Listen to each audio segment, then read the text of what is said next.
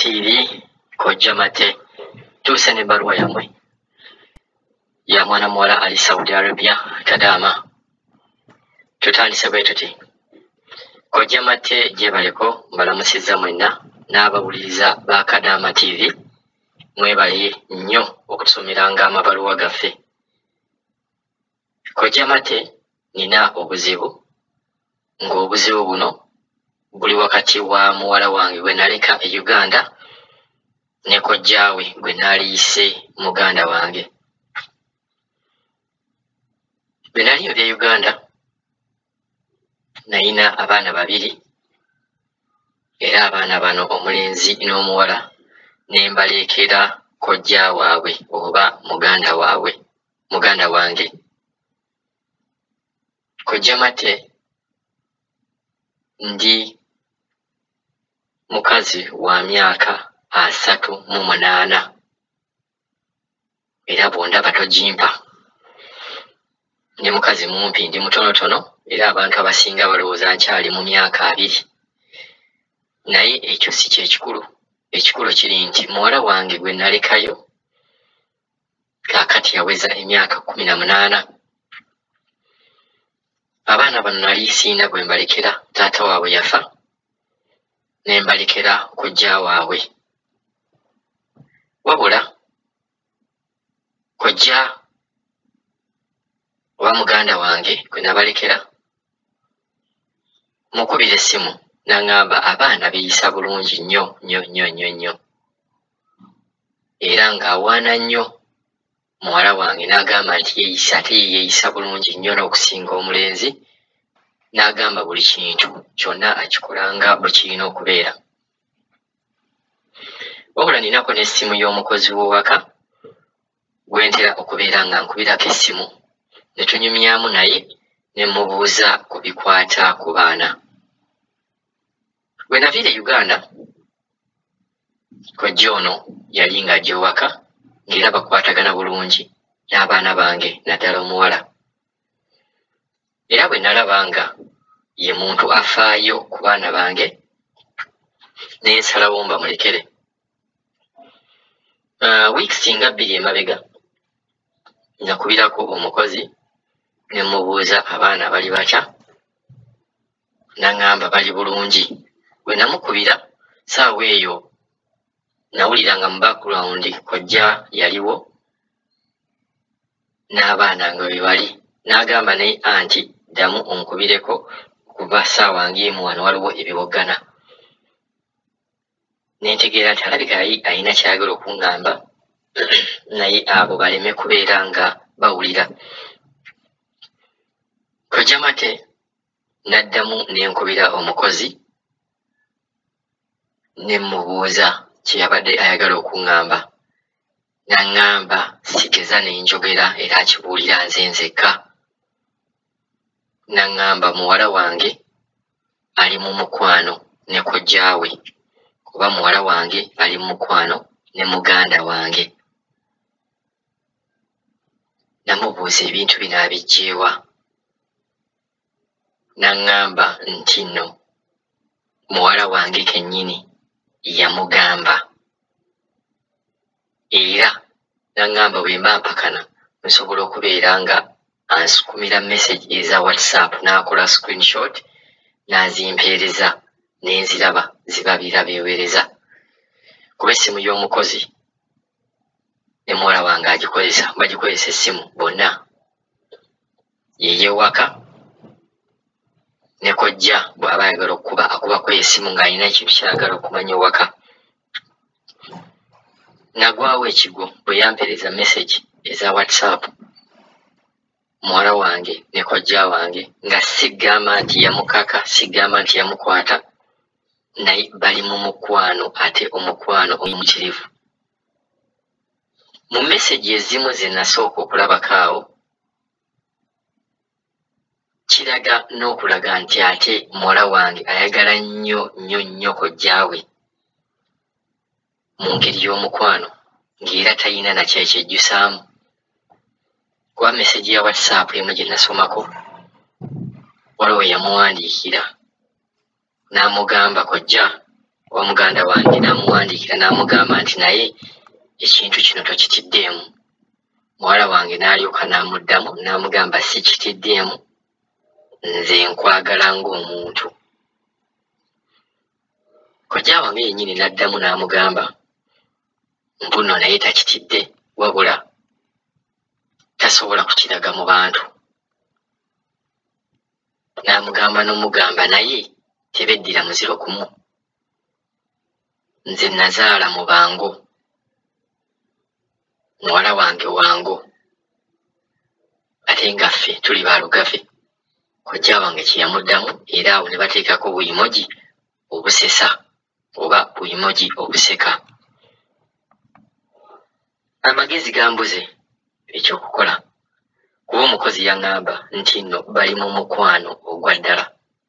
Wabula ekyewuunyisa, kojja w'omwana ono ayina omukozi mu maka, ate ng'obuggyeko omukozi mu maka ago ono yennyini ampa message, ate era ayinawo n'omukazi mu maka ago. Omukozi abeerawo emisana alaba buli kimu ekigenda mu maaso, ate omukazi w'owaka tannabeera kubeera nga akimanyi, ensonga lwaki beewereza ne ku message ku masimu. Omukozi yaŋŋamba nti omusajja asobola okubeera ne muddiira awo ng'eno bwamuweereza message nga n'omukazi mu maka waali nga beewereza message ku WhatsApp, n'okumukulisaayo n'okubeera nga buli omu abuuza ku munne.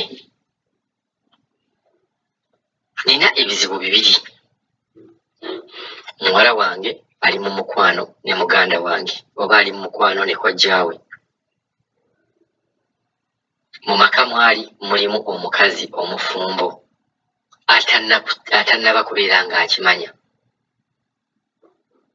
Era engeri lwakuba tannabeera ng'akimanya, nze ŋŋamba Katonda yannyamba okubeera nga nali nina enkolagana ey'amaanyi n'omukozi w'owaka. Era omukozi w'owaka ono yannyamba oba kyannyambye okubeera nga tabuulira mukazi w'awaka. Embeera yaabwe wakati tebakwatagana. Omukazi ayombesa nnyo omukozi, naye era nkimanyi singa baali bakwatagana yali badde amugambya ebigambo bino. Omukozi yaŋŋamba nti lumu yabuuzaako muwala wange oba ddala ayagala kojjaawe. Omuwala n'amugamba nti kakyanga abeerawo ku nsi tafunangako muntu gw'ayagala ebya ddala nga kojjaawe. Muwala wange ekisinze n'okubeera nga kintabula omutwe, yagamba omukozi nti kojja wange ye yamuggyako n'embuzi, era yagimuggyako ng'ayina emyaka 17. Nsobeddwa ekyokukola, sinnagamba muganda wange nti nno nkitegeera nti nno ali mu mukwano ne muwala wange. Nkyayagala kufuubintirizaamu kiki kye nnyinza okukola, nkyayagala okufuna amagezi. Mpitidde kugula omukutu gwa Kadama TV okusobola okubeera nga mpuliriza oba nfuna amagezi okuva ku bakadama nange,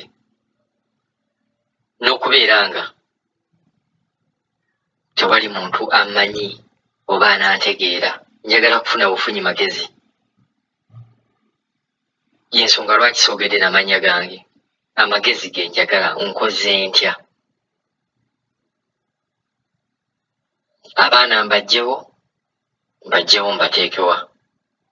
Kojja mugambe simugamba, ŋŋambe muwala wange oba simugamba. Engeri omukozi gy'annyumizaamu muwala wange n'engeri muwala wange gy'amugambamu kiragira ddala nti nno bali mu mukwano omungi ennyo. Bannange nsaba ku magezi, abawuliriza nsaba ku magezi. kojja nsaba ku magezi nkoze ntya muwala wange ali mu mukwano ne kojjaawe gwempita muganda wange maama omu taata omu amagezi gannemye ekyokukola kinnemye nkoze ntya waliwo ne message awo gye yandagako n'aŋŋamba nti nno muwala wange nga bakomunikeetinga ne kojja wange kojja yamugamba nti nno ekintu kye baliko mu ddiini y'obusiraamu tekirina buzibu byensonga lwaki n'abawalabu bakikola bw'obeera eno mu bawalabu kati nga bano abawalabu bendimu bonna ba Luganda era nga bagamba nti abooluganda bo beewasa ne ssente zaabwe ne basobola okubeera nga bazikuumira mu famire kyannyamba nti nali Buwarabu simanyi singa nali Uganda kiki kyalibaddewo sisobola kugamba nti bwekiti ne bwekiki naalikoze naye ndowooza n'okutambulako ebuwarabu ne ndaba nga kikolebwa oba nakyo kirina engeri gye kya nkuumisaamu omutima okubeera nga gukkakkanamu ne ŋŋamba nsooke nkyetegereze n'abalala bakikola waliwo omuntu ng'akola ekintu ng'akati abawalabu bakikola naye ate ng'ewaffe abanaakiwulira bajja kulaba nga kive nkoze ntya mumpe ku magezi